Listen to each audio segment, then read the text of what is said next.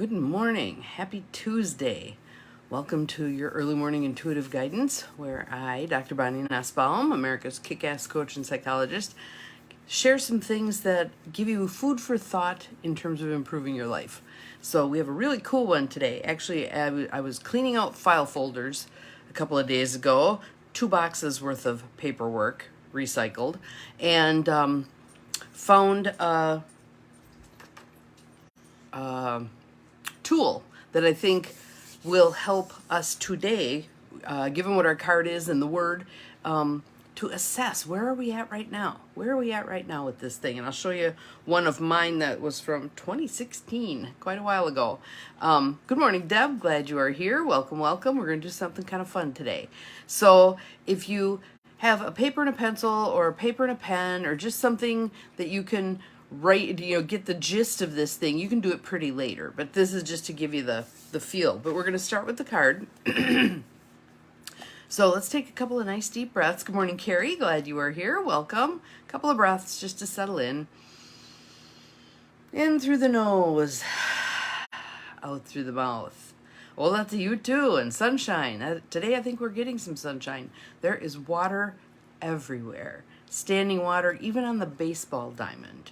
And that lets you know it ain't soaking in fast. In through the nose, out through the mouth. Just settling in, opening to receiving. Our divine feminine come into the fore, ready to be receptive and take in this message. Because I think you're really going to like this message. Welcome to whomever else has joined us. And if you have the opportunity, grab a paper and pen, paper and pencil, scrap paper, envelope, napkin, doesn't matter. Just because I'm going to have you draw a little figure, and I think it'll give you some good grist for your mill, all right? So our card for today, as we settle in, ready to receive, is from the Priestess of Light deck by Sandra Ann Taylor and Kimberly Weber. And this is a Hay House deck. Hay House has some of the most amazing card decks. Someone asked me yesterday, I went to coffee with someone who's oftentimes on here, and she asked me, where do you get all those decks? And really, a lot of them are gifted to me.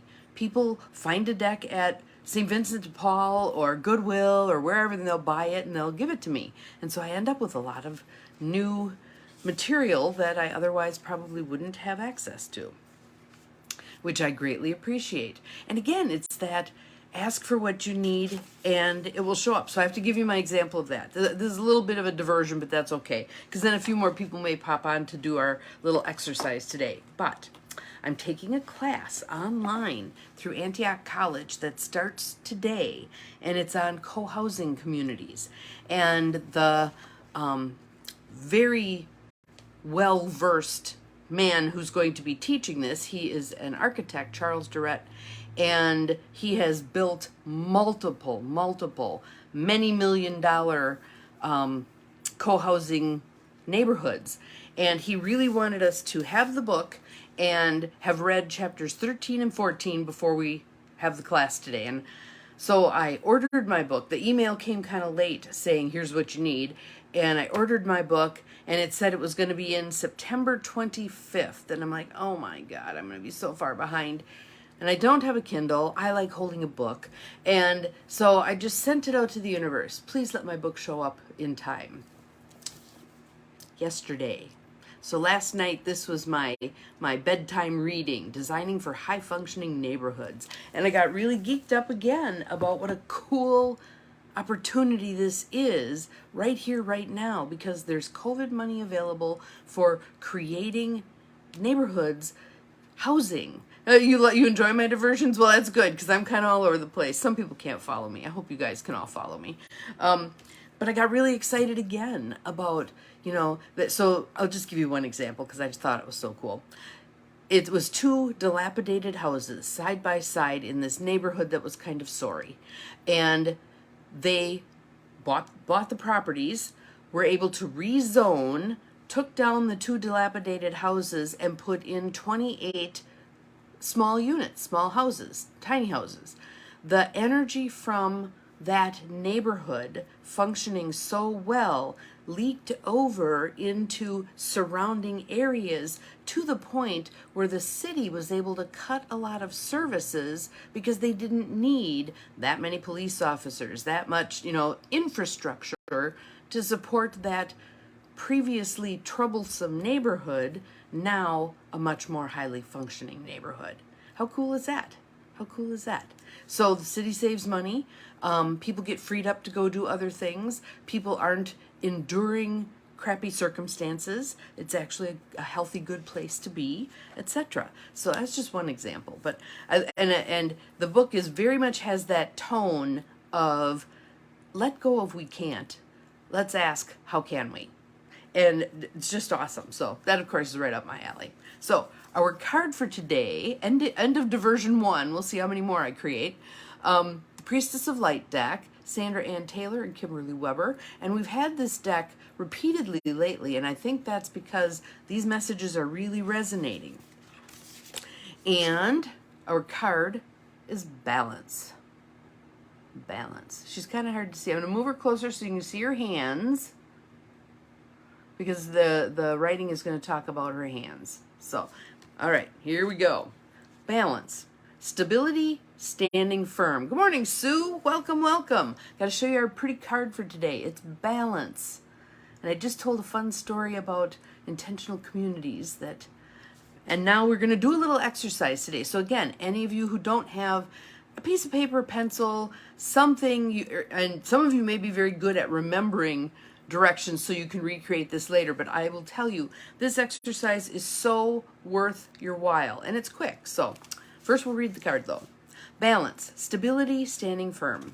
The Priestess of Balance, there she is, walks a steady line, looking ahead, yet staying centered. This card is telling you that restoring order and balance to your life will be important at this time. So take a good look at the energy and the effort you expend every day, and that's going to be what our little exercise is. Good morning, Beth. Glad you are here. If something is disproportionate, it may cause you to lose your center, your stamina, and even your peace of mind. We all know that, right? You get a little off kilter, something's demanding too much of your attention, and it throws everything else out of whack. So we're going to take a look at that today in a visual way so that you can literally see it. So again, grab a paper and pencil, envelope, napkin, doesn't matter, just something.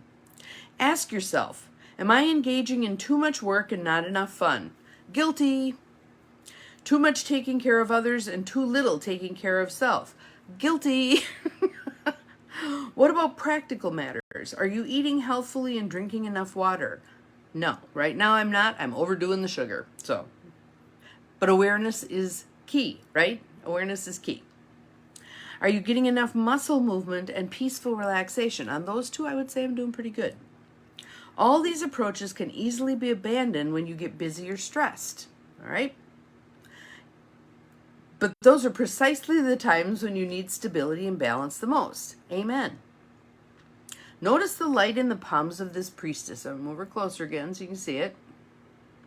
Right and left, receptive and active, are energized, extending up to the universal connection. I'm going to say also divine masculine and divine feminine, a balance, all right? She displays an equal focus on yin and yang energy, which is divine masculine and feminine, and calls for you to become more energetically conscious. We need to be paying attention to this. We can't change what we're not aware of, right? If you tend to be passive, it's time to stand firm in support of your own higher intentions. If you tend to be active with little or no reflection on meaning or purpose, now is the moment to look inward and find some balance there. You can achieve balance simply by paying attention to the needs of your daily life. When you make choices that honor your body, spirit, and personal priorities, you create the stability and stamina necessary to see you through to the fruition of your greatest dreams. Pretty cool, huh?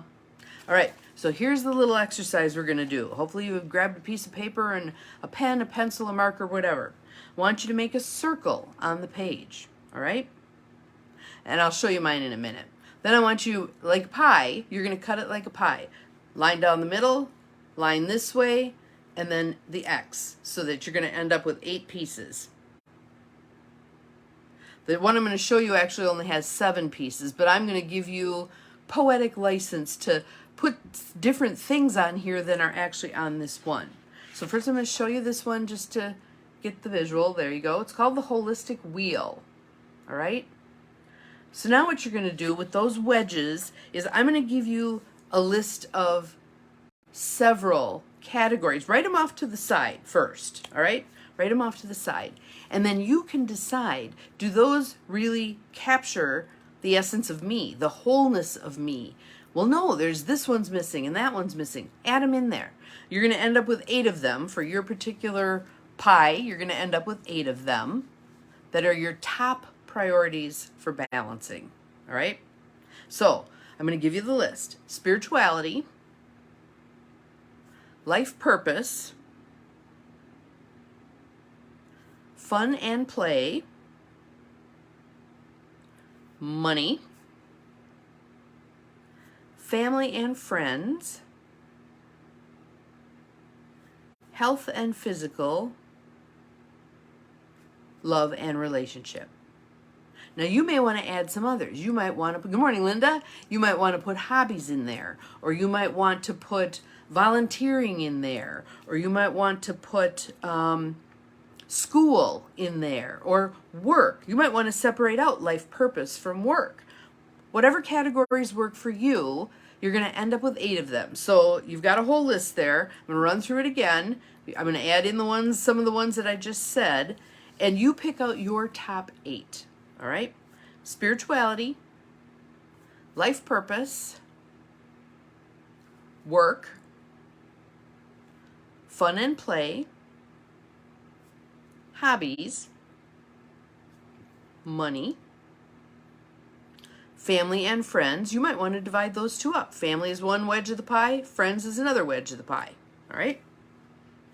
Health and physical, love and relationships. And there too, you might want to divide up, or you might want to figure that's woven into family and friends, whatever. So anyway, again, what we've started with, for those who are just joining, we're making a circle and we're making pie wedges. So you put the cross in there and then you do the X in there and you'll end up with 8 slices, equal size slices. And then you're going to pick your top 8 categories of all those I just read out and label. So along the edge of each one, you can label what it is. All right? On this one, I just numbered it. So we kind of color-coded, whatever. So now that you've got them all labeled, all right? And you're going, wait, I got to catch up. That's okay. So you're just going to put a label on each wedge. Then what you're going to do, you can do this with a point. This one I just filled in with colors because I had colors and I like playing with colors. Good morning, Mary. Welcome, welcome. So what you're going to do is the very center of the thing right here means that particular area is undeveloped, unsatisfying. It's not at all where you want it to be. Obviously this black one here, whatever that was, wasn't very good at that point in 2016. So you can either fill in how much of it is way out here at the, whoops, go this way. The outside edge is highly satisfied, highly developed. That area is working for me big time. Okay? So you're just going to do each one. You can do it with just a point too. And let me show you what that would look like. I'll find a pen here. I would just go to the middle of the wedge and put a dot where my level of satisfaction development of that wedge is. And then each section would have its dot in it. You see my poor mind. And then what you're going to do is you would connect those dots. Good morning, Kelly. So you may have to go back and watch the beginning to kind of catch up here, but this is really worthwhile doing. It is a visual representation of the balance in your life. All right? So after you've got either the wedges filled in to the level of satisfaction, again, if it's real close to the center, you are not satisfied with that area of your life and it's not very developed, like this black area. On the other hand, if it's well developed, more this yellow area, I was doing pretty good on that one, whatever it was. When you've got all of those filled in, or the point, if you did a point in the center of each wedge, then connect those points. And then there's two things you're going to be looking at here. The first thing is, how round is it? Like, is this baby going to roll? If you were highly satisfied in all areas of your life and they were well developed, it would be this outside edge and it would be a circle and it would roll. Your life would roll along pretty well, right? Look at this one. What are you going to get when you roll this one? Ka-chunk, ka-chunk, ka-chunk. It's not round. It's not going to roll very well. So that's the first thing you're looking at, is how round is it overall? That's going to tell you, am I balanced in all areas of my life? Obviously, there were several in 2016 where I was not very balanced, right? Then the second thing you're going to look at is how close to the outside edge is the whole thing. Because the closer to the outside edge it is, the more satisfied you are with that area, the more highly developed that area is. So we can see at that point I had 4 areas of my life that were going pretty well and they were pretty highly developed, and 3 areas of my life that needed some attention, right? So again, this is just a beautiful little visual representation of where am I at right here, right now, with regard to balance in my life. And then you can make some changes. So I was working with someone last night who has had many times in her life when she's been incredibly balanced and things are working really well. Now is not one of them. She's got an animal that is sick. Her work situation is tumultuous. She just did a renovation on part of her house. A lot of things up in the air. So if she did this right now, it'd be pretty out of whack. What's good about that, because I said to her, she said, I want to get my morning routine back online. I want to get my evening routine back online. I want to accomplish this, and this. Yes. Now let's pick one thing. One thing. Let's just get one thing back operational. So again, I'm one of those people who likes to add something in to begin with rather than taking something away. So for myself, instead of, okay, I need to again eliminate sugar from my diet, I would say, I'm going to add in more water. They compensate for each other anyway. As I'm drinking a sufficient amount of water, the sugar cravings begin to drop off. All right? So for me, adding something in works well. For this client last night, it was picking an aspect of her morning routine, and that's the piece she's going to bring back online first. So it's not, I'm going to do these 20 things and get everything functional again. You can't do it. It'll crash. If you incrementally take on one thing, get that one well attached again to the routine, then add another, it's going to go fine. Will it take you several weeks to get things functioning well? Possibly. But you may also find that things fall into place once you start that ball rolling. Because again, when we show up for us, the universe sees that and responds in kind. So me showing up for me by signing up for this class that I really wanted to take, the universe showed up for me by having the book show up yesterday, given the class is today, instead of the 25th, which is what the bookstore told me. So, yay. So, today's word is balance. We're working on balance. Balance in all areas of our life, balance of that divine masculine and that divine feminine. So, I'd like you to, if you want to comment on your wheel and what you learned and what you might be making a commitment to. Again, one thing. Don't try to do it all at once. One thing. I'd love to see what you pick out. I'd love to see what your insights were in doing this. For me, this visual is always really helpful because it lets me know where I'm out of balance, and it lets me know what are the most dissatisfying areas of my life that really need some of my attention. Okay? So that's it for today. Practice good balance today. Please make your wheel. If you want to post a picture of your wheel, that'd be cool.